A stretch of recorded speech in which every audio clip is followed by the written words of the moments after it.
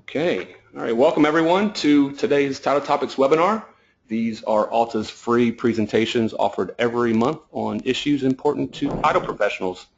I'm Jeremy Yowie, Alta's Vice President of Communications, and today we've got a fantastic webinar planned. We've got expert speakers who are going to help get your operation ready for the August 1st implementation of the integrated mortgage disclosures. I'm pretty confident you're going to learn a few things today. Otherwise, we'll refund your registration. We've got a lot to get through today, so I'm going to whisk through some of these housekeeping items. A copy of today's presentation was emailed earlier today to all registrants. If you didn't get it, please email me at jyohe@alta.org. That's JYOHE@alta.org, and I'll send you a copy after the webinar. All participant lines are muted for today's presentation. If you have a question, please use the chat box function, and we will address questions at the end of the webinar. We had nearly 1,100 people register for today's presentation, which means we'll probably have a heavy load of questions at the end, and we'll try to get through as many as possible. As an added benefit, today's presentation is being recorded. After it's processed, the recording will be available on Alta's website at alta.org/title topics. That's alta.org/title topics. I need to thank Fidelity for sponsoring our Title Topics webinars this year. Their support allows us to continue providing these educational opportunities free of charge. With that out of the way, let me quickly introduce today's speakers. First, we have Cynthia Blair. Cynthia is a member of Alta's Board of Governors and a founding member of the law firm Blair, Cato, Pickren, Casterline, which is based in South Carolina. Next, we have Shari Schneider.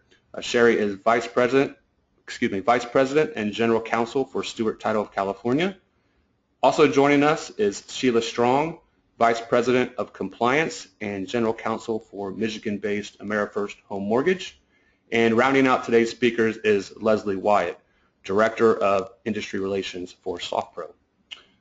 All of today's speakers have given presentations on integrated mortgage disclosures at conferences, forums, or other webinars, so they will be providing you the latest information on the rule to help you prepare.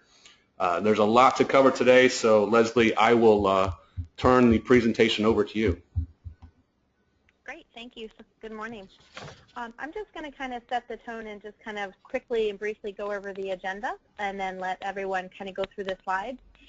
We're just going to cover the closing disclosure form as an overview. We'll get into it a little bit more later in the presentation. We want to talk about some key elements to the final rule and implementing it. One of them that we're going to touch on is collaboration. Collaboration is going to be a big piece between settlement agent and lenders. As is accuracy and timing. Accuracy and timing, we have some new rules and regulations that surround that we'll get into and explain. The new form itself has some new formatting and disclosures of fees that we don't have in the 2010 HUD, so we're going to review that as well. And then also what to expect at the closing table. We're going into a new era of closings, and we want to make sure that everyone's prepared and knows what to expect when they actually get to the closing table. So we're going to go ahead and cover all that and try and leave some time for questions and answer, like Jeremy said. So I'm going to go ahead and pass it off. Very good. And this is Sheila Strong with AmeriFirst. As Leslie mentioned, I'm going to start us out with some basic understanding of the closing disclosure, and this will serve as a foundation for the rest of the information that you will hear about today. As I speak briefly about the closing disclosure, you'll probably have a lot of questions that you think of, but we should answer those questions as we go along today throughout the presentation. So to get us started, as you all know, the rumors are true. The GFE TIL and HUD-1 are going away. The TILA-RESPA Integrated Disclosure Rule, also known as TRID, will be replacing these forms with the loan estimate, which will replace the initial GFE and TIL, and then the HUD-1 and final TIL will be replaced by the closing disclosure, which is what we're going to start out with today. There are two requirements that are placed on the lender for the closing disclosure, and the first is ensuring accuracy of the information provided. Now, under the current day RESPA rules, the settlement agent has the responsibility for preparation and accuracy of the HUD-1. What's interesting about these new rules is that the closing disclosure actually mirrors the loan estimate that the lenders have to provide as an early disclosure. So you can kind of think of a loan estimate as a preliminary HUD, because what happens is the lender will prepare the disclosures and then place the final numbers on the closing disclosure. So it's kind of a shift from what we're all used to. And while the lender can partner with the title and closing agency to perform these tasks, it is the lender's ultimate responsibility. So this does make it a challenge for settlement service providers, because with this shift in liability, lenders are going to be very firm about the way that the closing disclosure is prepared, and every lender is going to interpret the rules differently, and so there will likely be inconsistency between lenders that over time will get ironed out. But that's something I really wanted to mention and focus on, because the liability is on the lender for the accuracy of the closing disclosure. So we move on to factors to consider. And one of the things that's really important is the process, workflow, and staffing. Because the liability is on the lender for the accuracy of the form, it's really going to change the process and workflow and staffing for all settlement agents. Before, the biggest challenge was making sure that the HUD-1 was accurate. Now the focus is going to be on ensuring that the settlement agent provides the closing disclosure as the lender prepared it. We want to make sure that we're adhering to the lender specifications. The lenders are going to be very specific about that because it's their liability. So the lenders also have the responsibility of evidencing their compliance with the rules, and so the closing disclosure will be one of those documents that they use to retain evidence of compliance. Then we discuss liability. There are still a lot of unanswered questions regarding liability, because many people, now that we're integrating both RESPA and TILA, many people are curious as to whether RESPA liability will come into play or whether TILA liability will come into play, because those two distinct different rules are now utilizing the same forms. But regardless of the penalties for failing to adhere to the rules, it is very clear that the lender is the ultimate entity responsible for the accuracy of the documents. So now that we've gone over some basic information, we'd like to dive a little bit deeper, and I'd like to pass it on over to Shari Schneider with Stewart Title.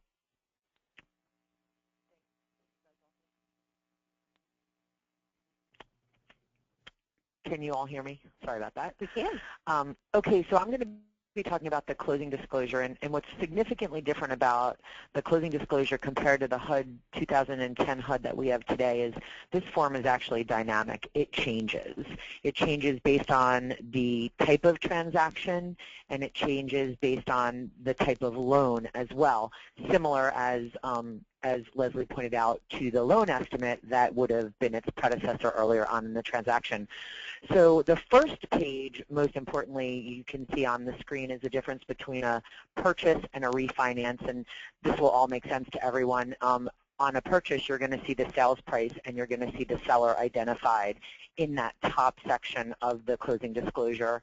If it's a refinance, rather than the sales price, you're going to see the appraised property value, or the appraised value, whatever we call it, but on the form it's called appraised property value. And of course, you're not going to see a seller because this is a refinance. You're only going to see the borrower/owner information. On page 2 of the closing disclosure, in the what we would know as our HUD 2010 today, this is where we're going to have our seller paid columns if it's a purchase, and obviously in a refinance we're not going to have those. So those will be not part of the sale closing disclosure. On pages, Jeremy, could you, thank you. On pages 3 and 4, what's different here is kind of where you see the cash to close. In the sale and purchase closing disclosure, the calculating the cash to close and all of the information is at the top of the screen, at the top of the form, on the top left-hand side. And on the closing disclosure in a sale and purchase, they actually have borrower and seller summaries, which are similar to the ones in the 2010 today. On a refinance, actually the calculating the cash to close section is at the bottom of the screen. And what's interesting on this one and a refinance is, so the borrower and seller summaries may be replaced with payoff and payment information. And it's really a lender, the creditor as they're called under the TRID rules, is able to determine if it wants to put the payoffs and payment information instead of those summaries. My guess is that's what we're going to see there, but that's up to the lenders really, or the creditors. Page 4 is also a dynamic form. This is where if it's an ARM, an adjustable rate loan, there's 2 required tables for adjustable rates, and they will both appear, and you don't see them here, and I don't know if you can see it small, but there's a bunch of blank spots on the bottom. Well, that is where the adjustable rate payment table and the adjustable interest rate table would appear if that was that type of loan, whether it's a sale or a refi. On page 5, this is where they have the contact information, similar to in our form today.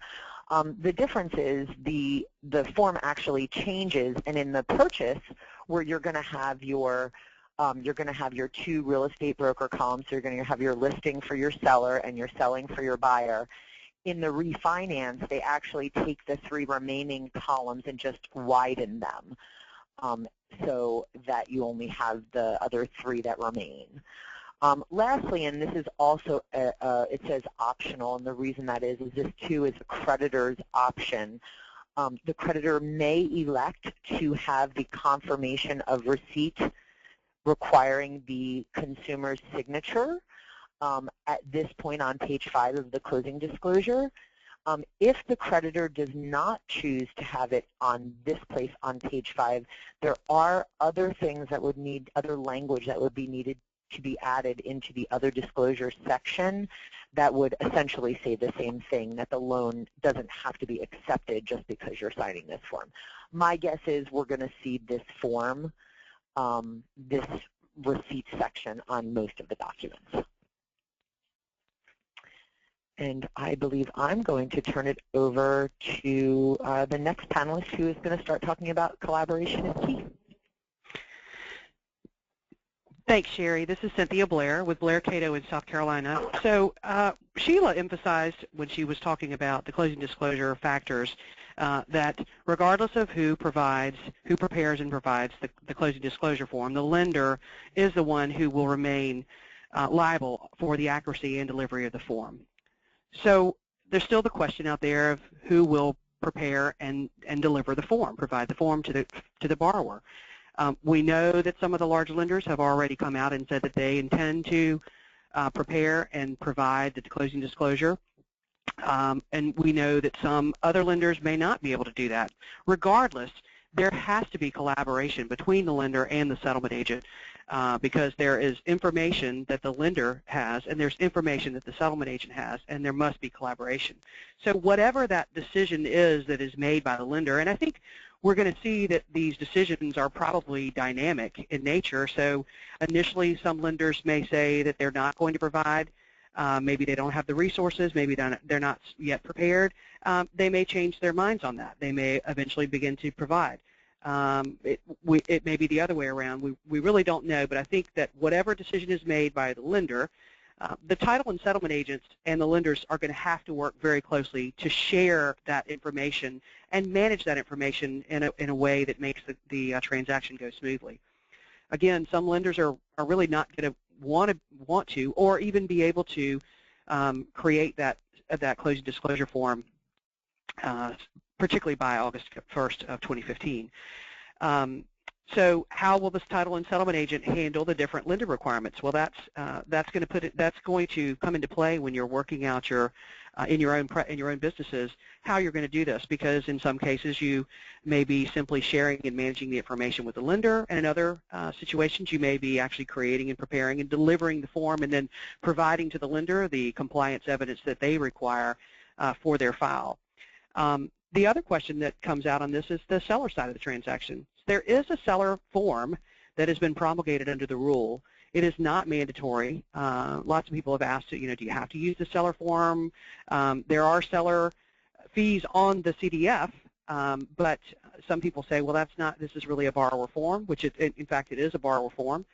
But there's a seller transaction form that's been promulgated. It does not have to be used, but if it is used, in fact, it must be provided to the lender. That's what the rule says. So next slide. So why is collaboration necessary? Well, this is a little bit of obviously a rhetorical question. I think everybody probably understands why collaboration is necessary, but the system, the information is going to be contained in two different systems. The settlement agent is going to retain, obtain, and retain certain information regarding the property, regarding the seller, things that the lender doesn't necessarily have access to initially. And then the lender is going to have all the loan-centric information in their system. So we've got those two different systems. And the nature of the closing disclosure requires that that final preparation and publication be in one system. There has to be one system that ultimately generates the final CDF, whether that be the lender or whether that be the settlement agent. So that collaboration, that sharing information is crucial. Next slide. Again, collaboration has got to be, the sharing of information is going to have to be electronic. The goal is to allow the lender's system and the settlement systems to communicate with each other. We have to be able to move information electronically and eliminate rekeying. And I just realized that I jumped into Leslie's part of the presentation, so I'm going to turn it over and let her take this, because I'm reading this slide thinking this really would be better served by Leslie. So Leslie, take it away. Okay, thank you, Cynthia. You were doing a great job. So I am going to talk a little bit more, coattailing what Cynthia said about the different ways of collaboration. We know that the question came about who's going to prepare the form, and Cynthia talked about that. And regardless of the choice, it's going to increase the need for communication and collaboration between the lenders and the settlement agents. One of the ways that that can be obtained is electronic, and this is something the industry has been moving towards for quite some time. And essentially, we need a way to connect the data that's in a loan origination system to what's in a settlement system or a title platform. We need a way to send data back and forth so that it removes the rekeying of information.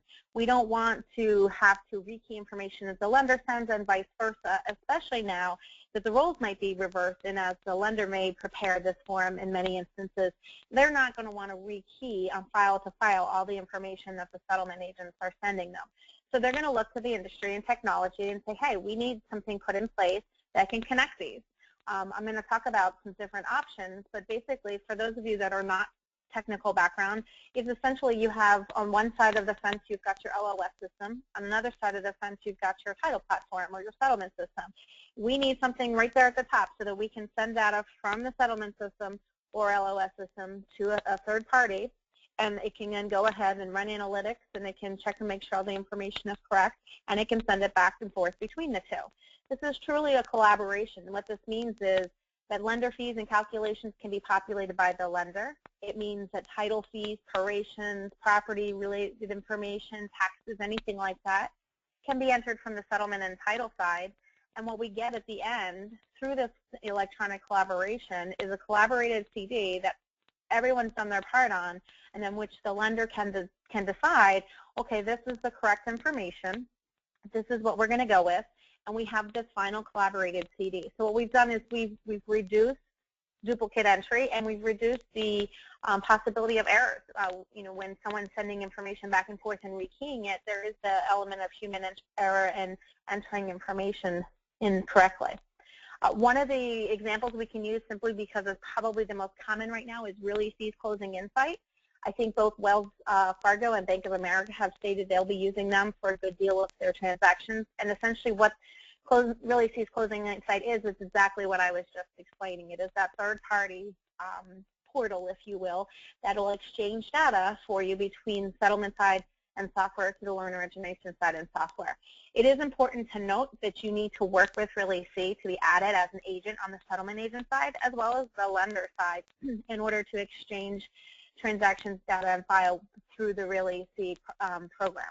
If you already are using Relay C, the process is going to be minimal. If you're not using Relay C, it is kind of a timely process, but it's not difficult. It's just something you want to think about now rather than the end of July when this is going into effect in August. Anytime we're talking about something new and exchanging data electronically, we're going to have challenges. So I think we talked about, a lot of the challenges that we have right now are working out the workflow and who's going to do what and how we're going to do it. And moving forward, technology is going to hopefully answer most of that. But, I mean, it will be growing pains. I know a lot of title software will offer their own type of portal exchange as well, something similar to Closing Insight, probably not as robust, but for your smaller operations and your smaller banks. And there'll be some challenges to get those integrations to work and talk to each other from the get-go. So it'll kind of be a work in progress. Another option for collaboration is not everybody's going to be integrated, if you will. Not everyone is going to have a product that can talk from product A to product B, whether it be because I'm a small shop or because I'm a middle shop, or maybe I don't do business with this particular lender or settlement agent all the time. So there is still going to be a manual element to it. And the questions from the manual side is, how are you going to exchange information? And you need to work with your lenders and finding out how they want to do it. Do they want you to email it, fax it? Do you want me to work up a pro forma CD and send it to the lender, and then they can work off of that? Is a closing statement enough? The systems are going to be able to generate all the same forms that they do today, of one of which is being a closing statement. So, the manual has its own challenge and is be very difficult to reduce rekeying, reduce human error. Timing is going to be an issue as well. Overall, you've got to establish final numbers and versions. That's really difficult when you talk about manual process. There's no way of knowing what I have is the last version unless maybe my system allows me to version it. Somewhere on that document I can version something. Division of responsibility is another issue. Who's going to do what? We all know, I think Shari, we had Shari and Sheila both talking about liability. We had that the lender is liable, so they may be particular about who can do what because we're dealing with liability issues here. Obtaining loan estimate data, there's some requirements we're going to talk about here in a little bit, and that the closing disclosure really needs to mimic the loan estimate. So I don't have the ability to exchange this information electronically. I need to figure out what process I need to have in place to get that loan estimate up front from the lender when I'm working up my information for the closing disclosure, so that I know my information, my data, my terminology is all meeting the same requirements that the loan estimate has. And then obtaining and calculating tolerance and cures, and that's going to be very similar to how they handle it today. If you're not in a situation where you're electronically exchanging data, you're going to have to work with your lender on how we're going to let them know if they're out of tolerance, if we prepared the form, even if they prepared the form, how are they going to let me know it, how they're going to cure it, how do I need to show it on my form. So it's going to be a lot of communication that we don't necessarily have today, but it's something that's going to need to be extended there in the future. Next slide. All right, so one of the questions we have is the timing and movement of information between systems will most likely be difficult implementation of challenge. I'm going to have to agree that exchanging data is not going to be the biggest challenge. It's going to be who is going to do what and where, meaning when will data be moved? Will it be automated? Is it something where I work stuff up in my file and I send it through the third party? So these are a lot of questions that maybe we don't necessarily have the answers yet to because we don't have all the integrations in place. However, I will say as far as the electronic exchanging of data, that'll all work itself out. I mean, the data will be moved when it needs to be moved. It'll be, it'll go ahead and then exchange itself electronically. If, again, we're doing a manual process, we need to think through how are we going to move this data back and forth between the systems.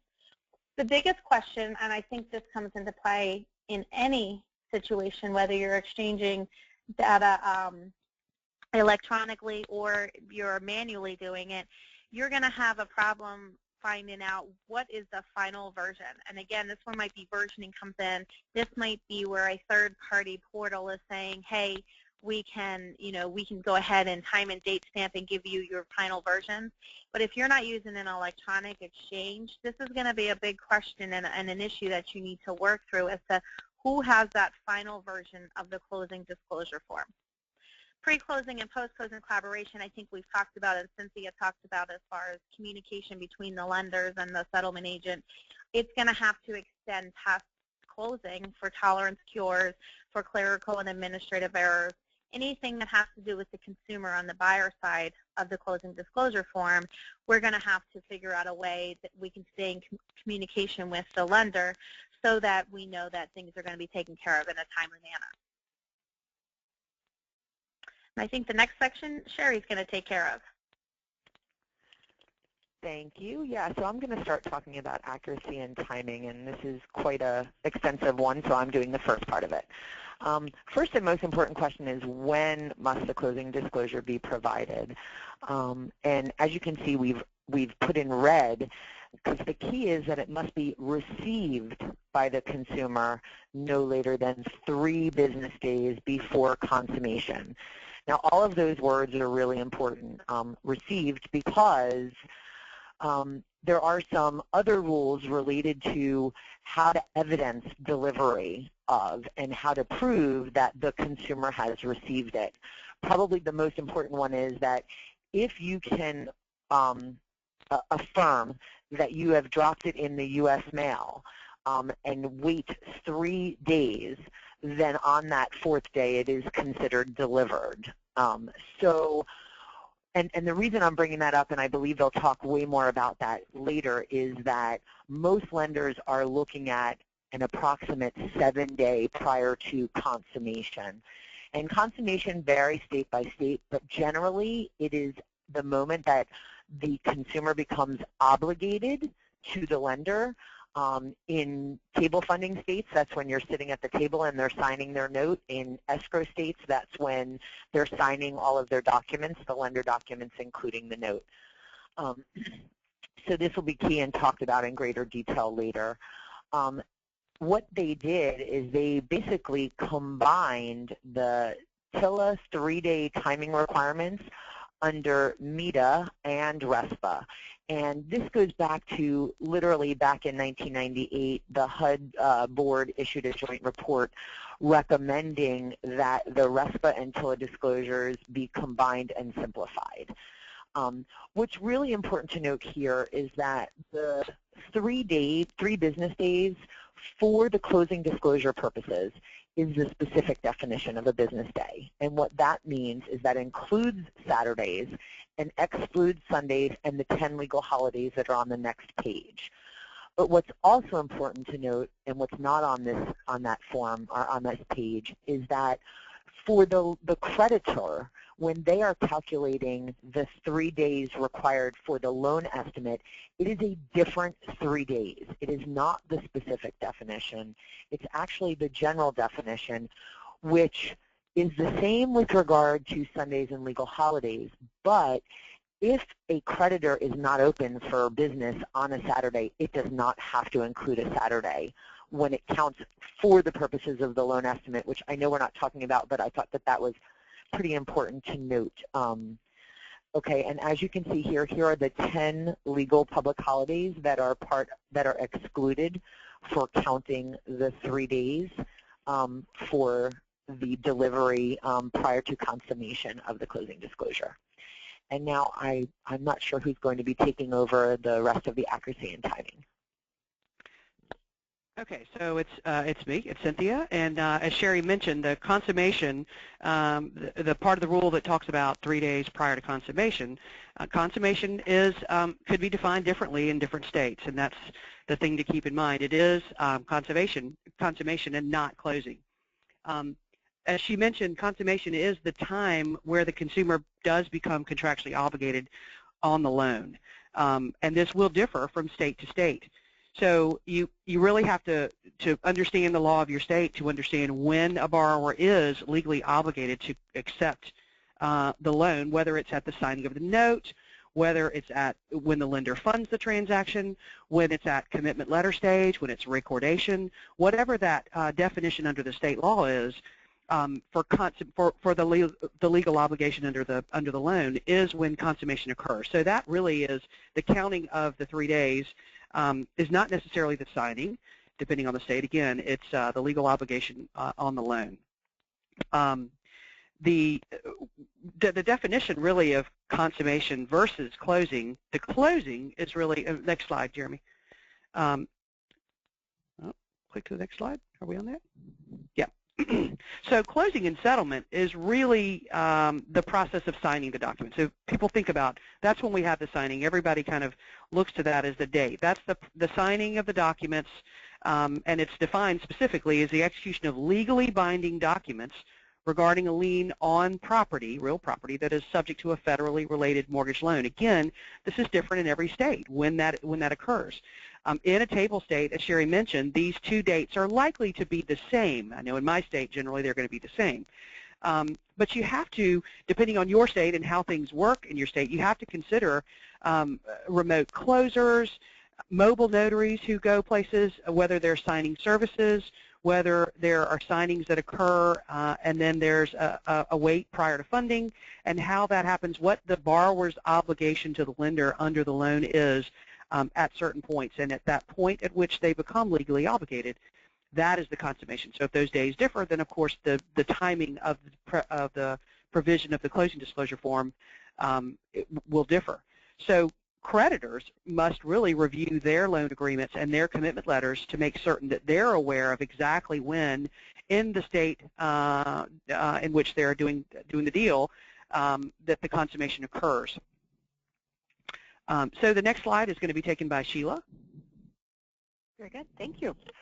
All right. So one of the things that Shari mentioned is that we're using the specific day definition, and that is absolutely the case. So for the purposes of the closing disclosure, it is irrelevant whether the settlement service provider or the creditor is open.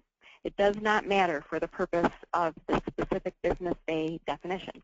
So when we look for delivery requirements, we mentioned that the CD has to be delivered to the borrower at least 3 days prior to, it has to be received by the borrower at least 3 days prior to consummation. So we've got on here different delivery methods. The easiest method is face-to-face hand delivery. That is clear. We clearly know when the document was received by the borrower. For every other method, the 3-day mailbox rule applies. So if we send the closing disclosure by overnight delivery, if we send it electronically, if we send it in the mail, it is presumed that the borrower will receive it 3 business days later. And remember, it doesn't matter whether you're open or whether the lender is open. It's based on the specific business day definition. So you may be wondering, well, if I overnight it, we know that they received it the next day. We have proof of that. The 3-day mailbox rule is a rebuttable presumption. So if the lender maintains proof that it was received prior to those 3 days, we are allowed to use the actual day that they received it.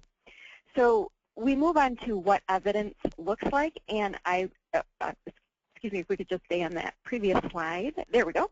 What does evidence of delivery look like? This is going to vary by every lender. Throughout some of the presentations that I've attended, some lenders are saying they're going to send out the closing disclosure via email, and they're going to require a read receipt. Once they get a read receipt, that's going to be their documentation that the closing disclosure was received. Other lenders say, well, just because they opened the email doesn't mean that they've received the attachment. So I will use my LOS audit trail to show when the borrower actually signed it. So it's going to vary by lender. But the good news is the lender is the one liable, not the settlement service providers. So if you hear inconsistent messages between lenders, it's because the rule is a bit vague. And each lender is going to take on the amount of liability that they're willing to take. That everyone will have a different appetite for risk. So while some lenders may be okay with a read receipt from an email, other lenders may still utilize the 3-day mailbox rule unless they have an actual signed document from the borrower. So the answer to the question of what does evidence of delivery look like is that it will vary based on the lender. So that whole collaboration is king is really important, because the settlement service provider will have to rely on what the lender's policies and procedures are. So we move on to what if the final numbers aren't known. The closing disclosure must be completed to the best of the preparer's reasonable guess as to what those numbers will be. Usually we can get pretty close on what those numbers will be 3 days prior to close, but you just need to do your due diligence and make sure that the numbers are disclosed as accurately as possible. It just requires that we use due diligence, and corrections are allowed on the closing disclosure, subject to the tolerances, of course, and I'll go into a little bit more depth on a later slide as to whether it will trigger another 3-day waiting period. So I'll kind of skip that for now and move on to what about multiple borrowers or obligors. Well, there is good news, which is the closing disclosure only has to be given to one primary obligor unless, and that's a big unless the transaction is subject to the right of rescission. If it's subject to the right of rescission, then anyone who has the right to rescind must sign that closing disclosure. So the rule was kind of interesting the way that they wrote it, because for the loan estimate and the closing disclosure, while those documents look very similar, the loan estimate indicates that it can be signed by anyone who has a primary obligation on the loan, where the closing disclosure actually says primary borrower. But when you look into the definition section, the primary borrower is defined as anyone who has an obligation on the debt. So again, this may vary by lenders. Some lenders may say the borrower must sign it, not the co-borrower. Some lenders may say the borrower, the primary borrower or the co-borrower. Some may say both. So it's important to follow those closing instructions and make sure that you're adhering to the requirements set forth by that lender. Okay, so we move on to how to count the 3 days. I kind of addressed that a little bit already. I mentioned that the 3-day mailbox rule applies, but now we're going to put it into the context of a real-life example. So let's say we've got a closing that is scheduled for Thursday. In order to make sure that the borrower receives the closing disclosure at least 3 days prior to that, the lender can hand deliver it on Monday. They can use a courier or FedEx to make sure that it's overnighted and it is signed as received on Monday, or they can place it in the U.S. mail the Thursday of the previous week. You have to remember that Sundays are not included in the calculation, so if you presume that it is received 3 days after you send it, and that it has to be received 3 days before closing, that's a week. If you just use the mailbox rule, it has to be in the borrower's hands at least a week, or excuse me, it has to be sent to the borrower at least a week in advance in order for them to have received it 3 days prior. So it doesn't hurt to reemphasize the fact that electronic disclosures are still subject to the 3-day business, 3-day mailbox rule unless you have evidence proving that the borrower received it, which could be an e-sign requirement, it could be an audit trail, it could be a notice within the software. So unless you've got other proof, the 3-day mailbox rule still applies to electronically submitted documents. Okay, now we have this really great chart that I wish I could take credit for preparing, but I can't. This is a really wonderful tool that provides a great visual for when disclosures have to be received and how to calculate the days. Now the first section says closing date, but as we mentioned earlier, it's usually going to be the closing date, but it's technically the consummation date. So if the consummation date is Monday, for example, disclosures are due the preceding Thursday, and that's with hand delivery or delivery by courier with a signed receipt. Or if they are mailed, then it's that week ahead of time that I mentioned before. So this is just a great tool to reference back.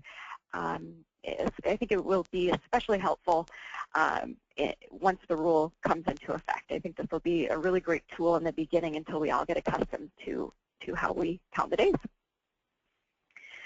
Okay, so now we get into waiving the 3-day waiting period. You may be thinking, we can waive it? Well, technically speaking, you can, but it's only for a bona fide personal financial emergency under the same rules that exist today. So we all know it's something that is rarely done. The burden is extremely high, and it's very rare for something like that to happen, but no change there. I just want to emphasize that there really is no waiver other than that bona fide personal financial emergency that is not used very often. So I mentioned, what about corrections? If we have corrections to the closing disclosure, we do need to make sure that the closing disclosure is corrected. However, we do not have to restart that 3-day clock again unless there are changes to the APR outside of tolerances, such as the 1/8% or 1/4% for irregular loans.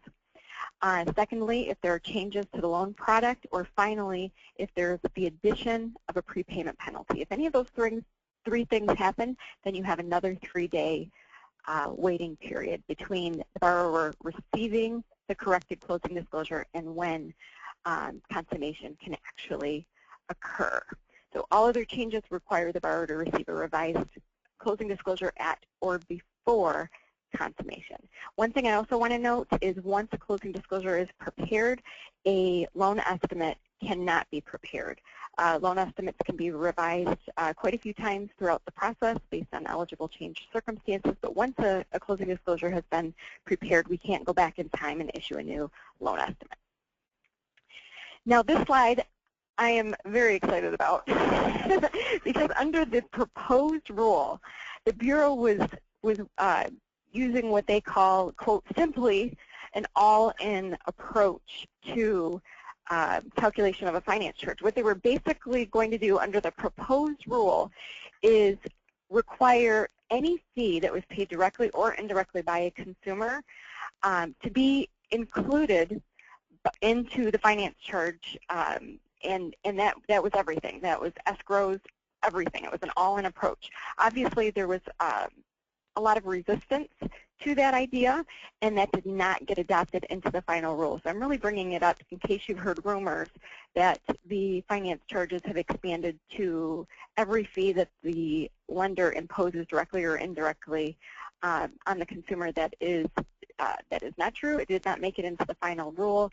So thankfully that went away, and this finance charge chart that was available, was made available by the Bureau in August 2013 is accurate. And now I'd like to pass it off to Leslie Wyatt. Great, thank you. I'm going to go ahead and talk a little bit about formatting and disclosure of fees. One of the first things that you might notice when taking a look at the closing disclosure form is that we do go back to itemization. We kind of lost itemization with all the roll-ups in the 2010 HUD. I think this is a great thing. I think this is certainly more easy to go over a form at the closing table with the consumer when they can see all the charges instead of one lump sum fee. Now each subsection, meaning sections A, B, C, and so on, they still roll up onto the top and show the total, but underneath it, all of the itemized fees are listed, just like a pre-2010 HUD. So I think that's a win for the industry and certainly for the consumer. The new form requires very clear language and consistent terminology. What they mean by that, and we'll talk about it in one of the next slides here, but the consistent terminology is just the same terminology back and forth between loan estimate and the closing disclosure form.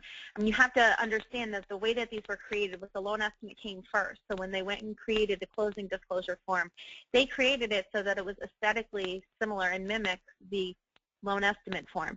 The reasoning behind that is so that a consumer can more easily compare the early loan estimate to the final closing disclosure form.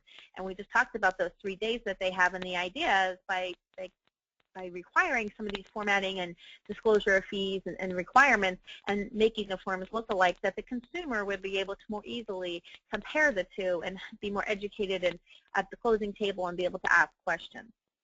Abbreviations can certainly be used as long as we meet the consistent terminology, which we'll talk about in the next slide. Items must be in alphabetical order. This is primarily on page 2. Page 2 is where all the itemizations of the fees are. It's very similar to your current page 2. In each section, the fees need to be alphabetized. as long as something is not hard-coded. And what I mean by that is it always resides in the same place. There's only a few items that reside in the same line, unlike our current HUD. For example, A01 is always going to be your loan origination fee. It's never going to be somewhere else. It's required to be on that line. So your loan origination fee is always going to be on A01, but there's nothing else that's hard-coded in that section.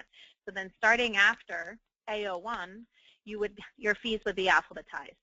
So for those of you that may not know about this requirement, I wouldn't really worry too much about it, and simply as you're not going to be expected to alphabetize them, I can't imagine any software out there that's not going to alphabetize it for you, but it will present some challenges as far as fees moving around, and we'll talk about that as well. There are some limits in number of items under certain subheadings, and basically that kind of goes in line with using an addenda. You are allowed to expand and retract the sections unlike our current HUD. Right now in the 800 section, we're required to show, I think it's lines 801 through 808 or 810, something like that. Whether we use them or not, we're not required to do that on the closing disclosure form. We can retract those in certain sections and make other sections longer. However, what we can't do is break up the two main sections of this page 2 of the closing disclosure form. We have loan costs and other costs. If we're going to expand and retract certain sections, loan costs have to stay all on one page, and if it goes past one page, then a 2B can be created for other costs, but we can't split them up. We can't put half of loan costs on one page and then on another page. They've got to be on the same page, but you can go to page 2 and 2B, which your software should accommodate. We're still allowed to use addendums, meaning we don't have to go to a 2A and a 2B if we don't want to. I can still use a total line on the last line of a section, which would be very similar to our current 1305. When you run out of lines there, you can say see attached addendum, and it'll itemize all the fees. You're still allowed to do that in various sections of the form as well. One of the new requirements for formatting in the disclosures of fees is title fees. So all title insurance charges, including closing fees, need to be designated. The way they need to be designated is starting with the word title, dash, and a description of the fee. It's worth noting that the description of the fees need to be alphabetized. So all of your title fees will be together within a certain subsection, dash, and then alphabetized based on the description. And again, your software should take care of that. Worth noting as well that all your title fees are not going to be in the same section. Because of the way the new form is laid out, you might have some title fees up under loan costs, for example, like a lender's policy, a commitment fee, a settlement fee, or a closing cost or endorsement. But you might have other title fees under other costs, which in this case would be specifically to Section H, which we might find our owner's title policy because it's not technically required for the loan, so it's not under loan costs. So that's a different visual for us. We're used to being able to see all of our fees in the 1100 section and keeping them all together. But the word title does designate fees. For those of you that might be out in the West Coast and you may have some, we used to calling them escrow fees, they still need to have the word title designated in front of it, and then you can put a description after. The lender's policy would fall under services you can shop for. Remember, it would have been on the loan estimate under services you can shop for. The way that they would like it shown, and I know we're going to get a full breakdown on this, so I'm going to give you just a high-level view of it. The lender's policy needs to show the full premium without any adjustments, meaning a simultaneous issue like we do now, from an owner's title insurance policy. So, for example, right now, we might just show $25 or $100 to the lender policy and then the rest of the premium to the owners because they're getting a simultaneous issue rate and maybe the seller is picking up the fee on behalf of the borrower. On the closing disclosure form, regardless of who is paying, what the breakdown is, the lender's policy needs to disclose as if there really wasn't a simultaneous issue. You can certainly still use enhanced policies and endorsements, and the lender would know these products are being purchased, and they would include them on the loan estimate as well. The owner's policy, I'll just skim over again because I know we're going to go into more detail with that with Cynthia here in a second, but it could fall under services you can shop for category, on other category as well, based on whether it's been on the loan estimate or not. If the lender doesn't put it on the loan estimate, it's certainly going to fall under other. Must be listed as optional. If the borrower is paying for the owner's title insurance, the word optional needs to print on the closing disclosure form. And then how to calculate, again, I know we're going to get into this in more detail, and I'm so glad I'm not the one explaining it to you because it's a little bit complicated to understand. But basically, it basically needs to be calculated as if there was no simultaneous issue. So what does this mean to you? I talked about the alphabetizing, right? Items likely to appear in different places within different sections. So based on a couple of things here. So was it on the loan estimate is going to determine where things go? And if so, what section? Services that the borrower could shop for or services they couldn't shop for. That's going to determine where they fall under loan costs. If something's not on the loan estimate, for example, like the owner's policy, then it wouldn't be under services you could shop for. It would fall under other costs because it wasn't part of the loan estimate. Items will also appear in different places because of the alphabetizing requirement. Right now, you guys know that HUD like the back of your hand, and when you train people or you go over something, you know exactly what lines you're putting things on. Once things are alphabetized, from transaction to transactions, the same fees might fall on different lines. So that's going to be a big learning curve. Lenders may name similar items differently. We deal with that now, right? But remember I talked about the line terminology, the loan estimate matching the closing disclosure form. So we need to make sure that whatever the lender called it on the loan estimate is what the settlement agent or whoever produces the closing disclosure form calls it on the closing disclosure form. So hopefully we're moving towards a uniform naming conventions, but for now we have to deal with different lenders calling things different things. So all parties must collaborate to establish communication and accurate data. We talked about that. We talked about earlier with collaboration is king. So I'm going to go ahead and pass it over to Cynthia so she can go more in depth on how to calculate the title insurance policies. Thanks, Leslie. So as she mentioned, there is a problem in some states regarding simultaneous issues. So when in many states, in most states, I think, when both owners and lenders policies are being issued at the same time, there's a simultaneous issue rate. But the TRID requires the lender or settlement agent, whomever is providing the CDF, to inaccurately disclose the title premiums on the closing disclosure when there's a simultaneous issue rate. So why is this a problem? Well, in about half of the states, if the consumer is entitled to a discount on the loan title insurance policy when an owner's policy is simultaneously issued, if the way that the TRID requires the disclosure doesn't disclose the simultaneous issue, or it discloses it in a manner that is inconsistent with state law or state custom. So there's an inaccurate disclosure. So how does the rule handle this? Well, regardless of the lower actual simultaneous issue rate for the lender's title insurance policy, the pricing is, per the rule, to be shown at the full rate, even on the closing disclosure. That's what the rule requires. And if an owner's policy is also purchased simultaneously, the rate shown for the owner's policy is to be disclosed in accordance with the CFPB's formula, again, which is not, in many states, the actual rate that is charged. And the next slide's got a little bit of a table that I think will make this clear in case my explanation is not clear. So this is actually numbers from Colorado, and the use of it was a $200,000 sales price with a $190,000 loan amount. And you can see the difference here, the rule and the reality. And Diane Evans, sorry, I can't, I'm losing my tongue. Diane Evans solicited information from a lot of states on this same table so that there could really be a comparison between the rule and the reality in as many states as possible using the same data so that there could be some consistency in explaining where the issue is.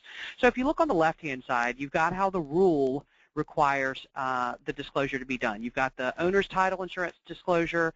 It has to equal the owner's title premium plus the loan simultaneous premium minus the full loan premium. That's what the rule requires. And that's how you get to the owner's title disclosure, the owner's title insurance premium disclosure. So on the loan title insurance premium disclosure, you take the full loan premium with no discounts for simultaneous issue. And this is what the rule requires. Again, we're staying on the left-hand side. So the example shows you've got the owner's title disclosure at $368, and that's calculated, again, Colorado numbers, $200,000, $190 for loan. The owner's title premium is $1,237 plus the $350 loan title simultaneous premium minus the total amount for what the loan title premium would be. And that's how they get to the $368. And then they require the disclosure of the $1,219 full premium for the loan. That's what the rule requires. Well, the reality in Colorado is the full owner's title is charged, and then the loan simultaneous is charged.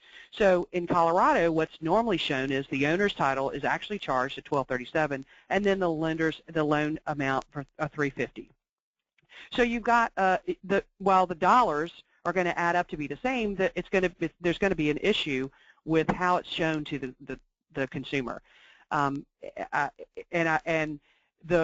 sometimes it's shown in a way, the reality is shown that could be different from the way the rates are filed. In my state, the rates are filed to go along with the rule. But what our custom in our state is to show that you max them out, you do the maximum amount for the loan policy, and then you do the difference with the simultaneous issue on the owners, so that the owner can see, here's how much it really cost me to purchase the owner's policy. But that's my state, and every state is different. So as you can see, the rule requires disclosure in a uniform manner, but varying from state to state, you're going to have some where it'll be correct, and you'll have others where it will not be correct, and you'll have still others where if you have a seller paying for the owner's policy or paying for a portion of the title insurance, where it's going to be very incorrect, because obviously if you've got a seller paying for a portion of that, then the way it's going to be shown on the CDF is going to be very different from the real dollars that are going to be transacted at the closing. And let's see, moving on to Shari. Hey, Shari, this is Jeremy. Let me interrupt real quick. We are already getting to the top of the hour. We have a lot to get through, so we're going to go a little bit long. I apologize, but again, it is being recorded, so if you've gotta leave us and get to a closing or something, please feel free, and just know that you'll be able to catch the end of this on a recording. So Shari, I apologize for the interruption. Go ahead. Thank you. Okay, so now I get to talk about where the rubber meets the road and what to expect at the closing table. I like to call it the proverbial closing table because, I'm both an East Coast and West Coast person now. So, on the East Coast, it's going to be literally sitting at the table, and on the West Coast, it's going to be your escrow funding, maybe your signage. So essentially, at the end of the day, no matter where you are, all closings or settlements are going to be governed by 4 main documents. We have the borrower's closing disclosure, which, we've already heard about the delivery requirements and the 3-day requirement. But for the changes that are within tolerances and permissible, the borrower will be required to receive an updated one at or before the signing. A seller disclosure, which we already heard about, may be a separate form, and if it is to be a separate form prepared by the settlement agent, that only needs to be provided at or before closing. There is no requirement for that it be provided 3 days ahead of time.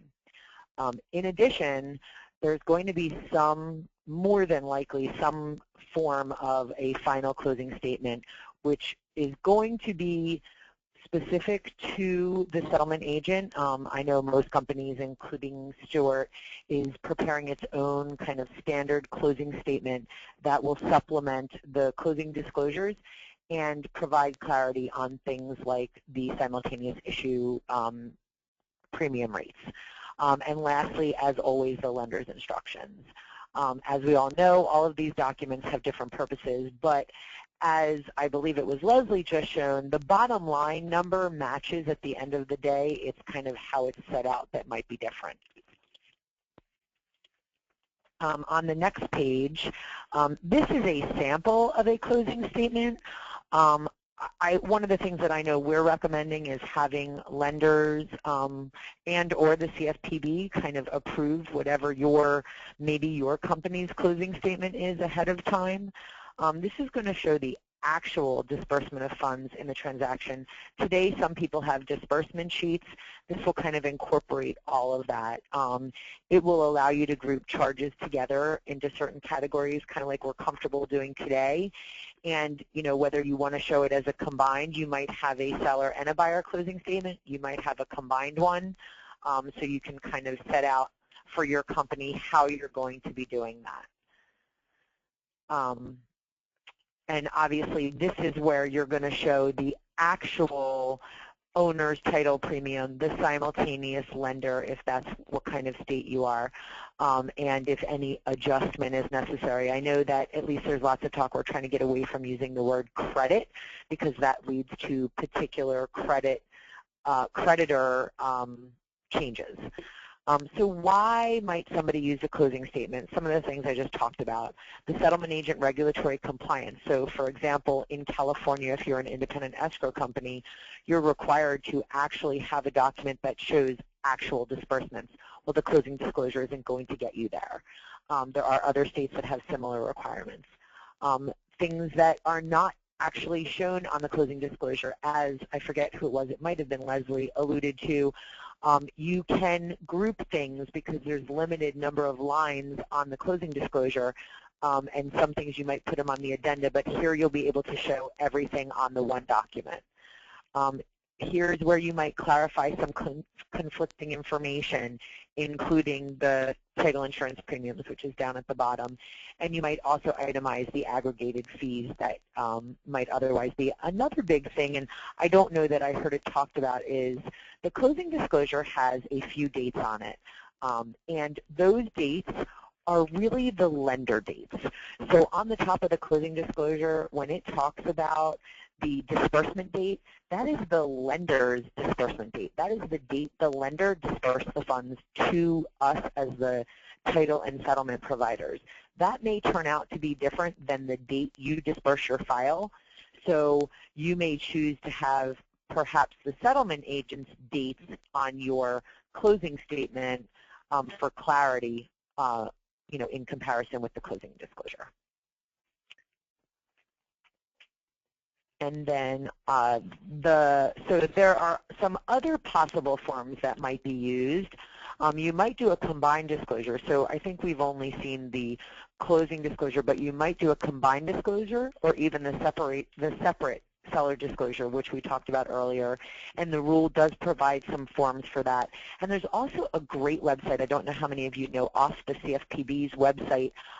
If you go to information for the consumer, it literally lists samples of every form and the different versions, and even includes information on how to fill them out and where in the rule to go to look at them. The last thing I'm going to talk about is who prepares and delivers the seller disclosure, and I've already kind of alluded to that since the seller is not the responsibility of the creditor, it is the responsibility of the settlement agent to not only prepare the seller disclosure, but also deliver it. The 3-day rule is not applicable. It is only required to be delivered at or before consummation. I think it's still up in the air whether a lender is going to require to see the seller's disclosure prior to consummation, but I'm thinking they're not likely going to require that. And this is something that's very different because there's certain states where, like, we do not give a seller side HUD today, if you will, to the lender, and so that might be something that we need to think about getting authorization for in the future. And I'm going to turn it over to my co-panelist I think that she's going to finish up. Thanks. And I would echo what Shari said. If you have not gone to the CFPB website and gone and looked at some of the sample forms, she's correct. They have samples of everything. They have versions in Spanish. They have variable rate, fixed rate, refinance, all the different types and samples you can look at, and you can kind of get your hands around it a little bit. So I really do recommend that you do that if you haven't done that a little bit. So finishing up here, we've got some post-closing issues to talk about. As a general rule, the closing disclosure's got to show the actual charges that are imposed on or paid by the consumer, except for the title insurance charges and items for which the average charge conditions were satisfied. So if it becomes inaccurate before the consummation, then the creditor has got to send the corrected disclosure so that the consumer ultimately receives the corrected disclosure at or before the consummation. These changes are still subject to the good faith requirements, the variances, but as Sheila mentioned earlier, once that initial closing disclosure form is issued, then any changes that must occur must be made via an updated closing disclosure form. You can't issue an updated loan estimate once that closing disclosure form has been issued.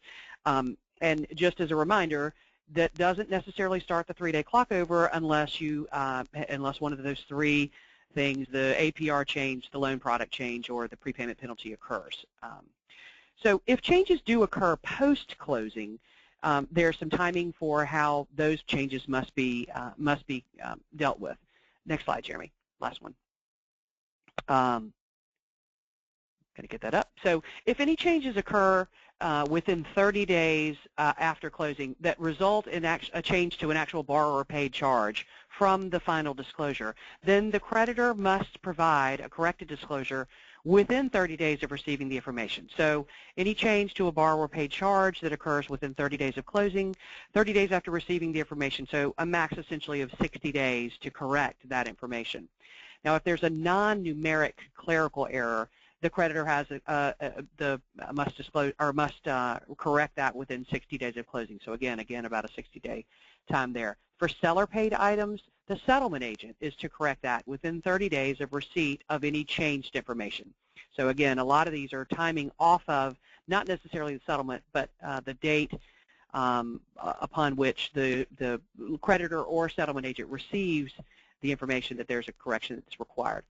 Any refunds that need to be made to the borrower must be provided within 60 days of closing. So that would be any tolerance or variance cures, corrected disclosures that result in a change to a borrower chip pay charge. If there's a refund to be made, it is to be made within 60 days of closing. I think that is the last slide to toss it back to Jeremy. All right. Hey, thank you, Cynthia, and thank you all speakers. And thank you, attendees, for sitting with us a little bit longer than the hour. We're still going to hold some time for questions as promised. Sifting through them right now as I'm kind of just trying to group them into some main topics. Just as a reminder, the speakers mentioned all the different forms that are available on the CFPB's website. Anyone recall off the top of the head the CFPB's website? I don't have it memorized. You can go to ALTA's website at alta.org/CFPB, and we have a good amount of the various forms, but you can also find the link. It's thank you, Leslie. It's consumerfinance.gov. Do you want me to give it to you right now? Because I do have it. Okay, Leslie, just send it to me. Consumerfinance.gov, and you can go to the no. I think you got to go to the no before you before you owe. Yeah, / no before you owe. Yep. So good bank of forms there. Just going to kind of go back to the beginning and kind of work through some of the different areas we covered. On the formatting of the forms, Andrea is wondering, how do you handle the information if you have one title insurance agent that's providing the insurance, but another that's closing the loan? Anyone want to suggest on which company should be listed there on the contact information?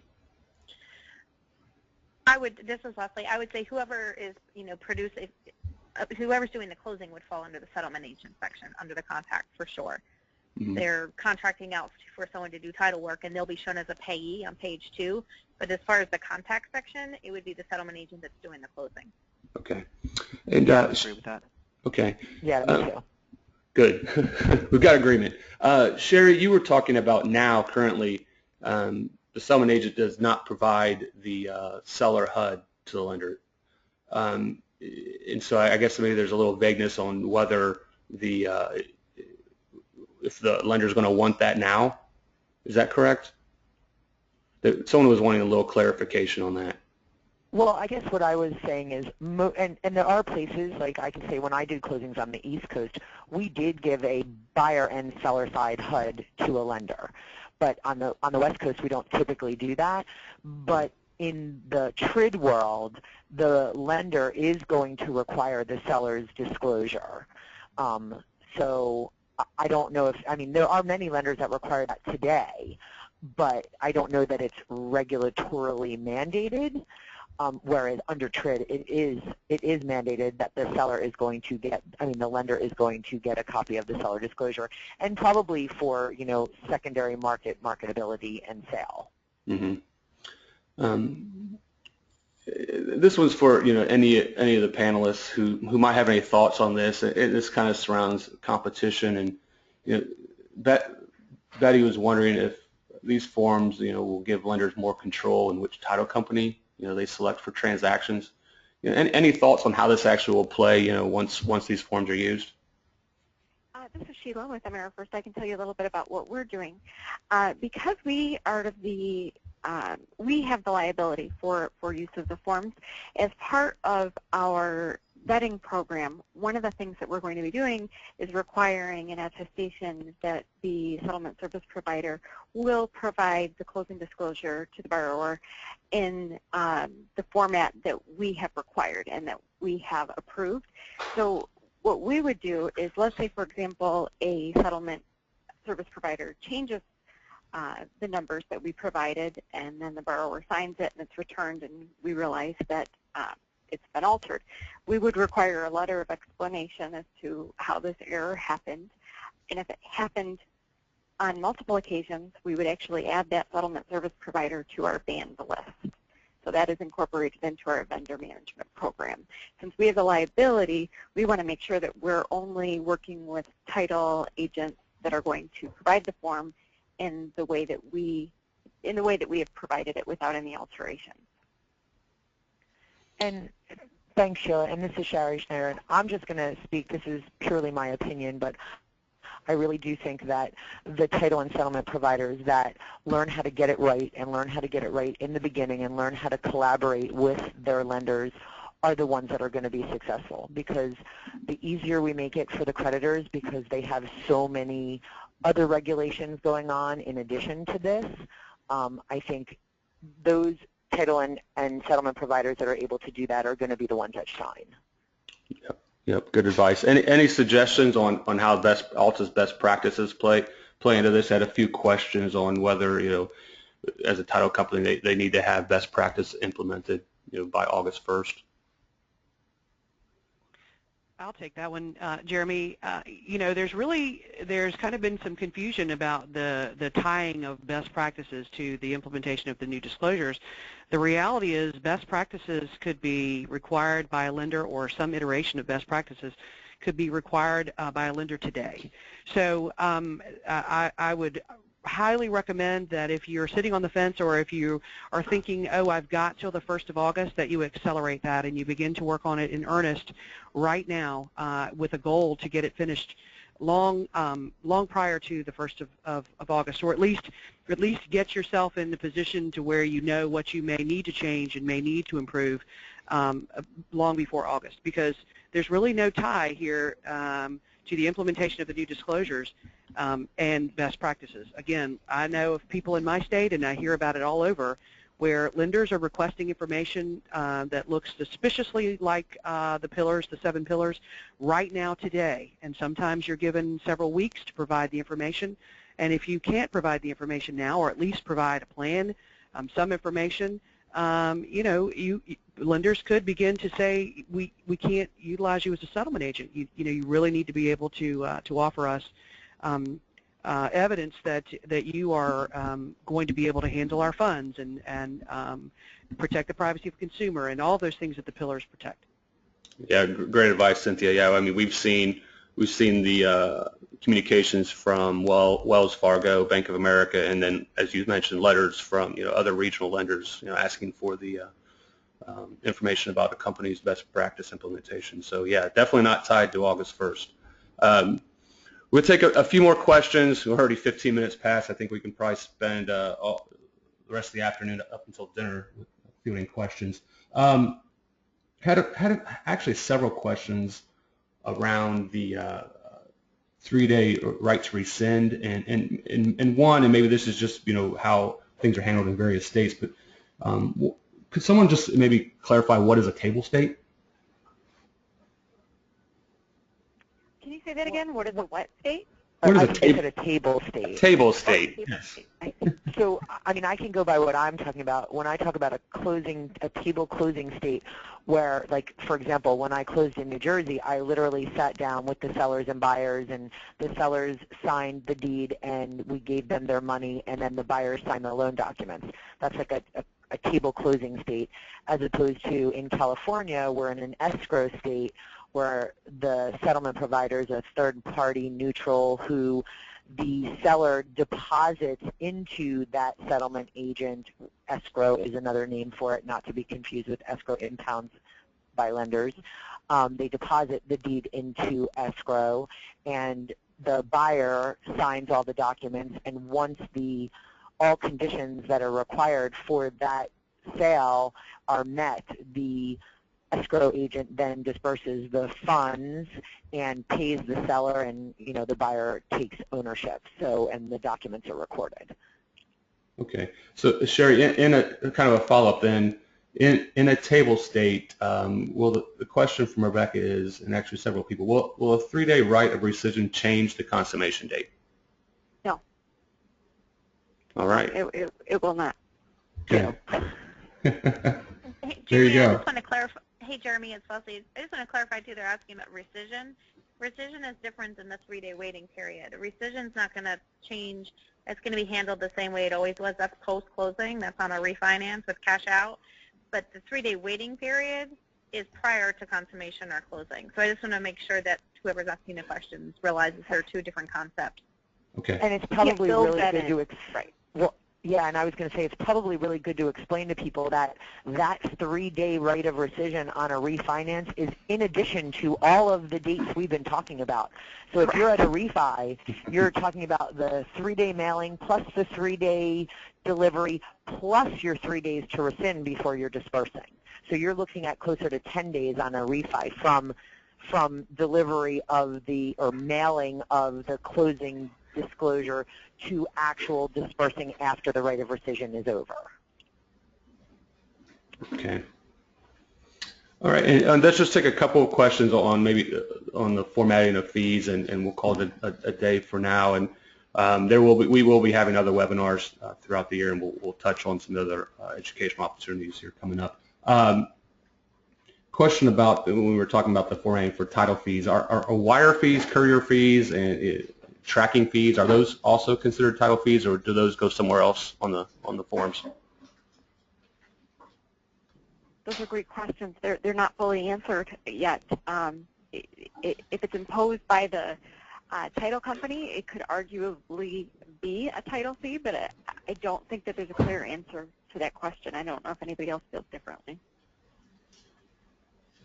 Leslie, is that kind of what you guys are thinking, or are you guys, as you're working on the software, are you building it in any specific spot?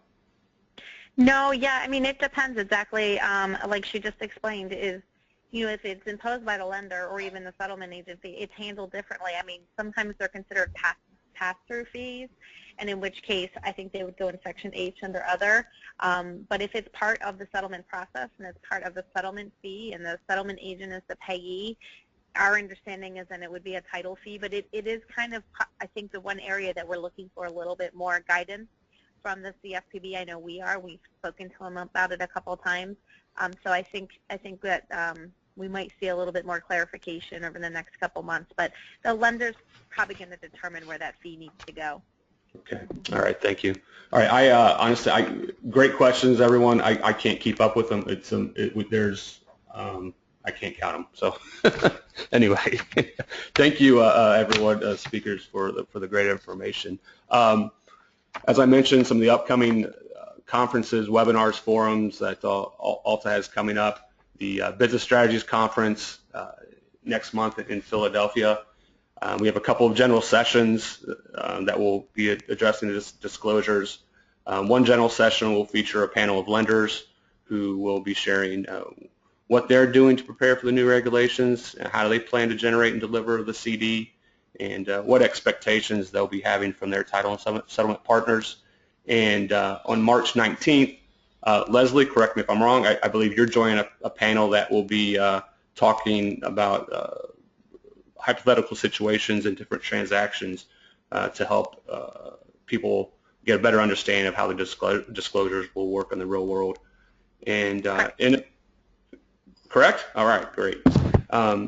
In addition to the Business Strategies Conference, Alta has partnered with the MBA to host TILA RESPA integration forums. A few more of these remain. On the screen there, the Dallas one, I believe, is sold out, and there is opportunity to purchase a live stream and watch it from your office. So watch for some marketing information from Alta about that. And actually, I believe a few of our panelists today also have spoke at the forum or will be speaking at upcoming forums. And lastly, Alta is producing a training DVD that covers the disclosures, kind of digs into the economic factors that led to the passage of our lovely Dodd-Frank legislation, the establishment of the CFPB, and key components of the CFPB rule. There's also training that includes a section-by-section review of the forms and a lunch and learn content that you can customize to help guide your discussions with your customers. And we also will be having another webinar in April that will focus on technology and how that can help you with collaboration with your lender clients. And with that will bring us to the conclusion of today's presentation. Cynthia, Sheila, Shari, Leslie, thanks again for joining us and helping everyone get ready for August 1st and beyond. We hope all the listeners found today's presentation useful, and take care, everyone.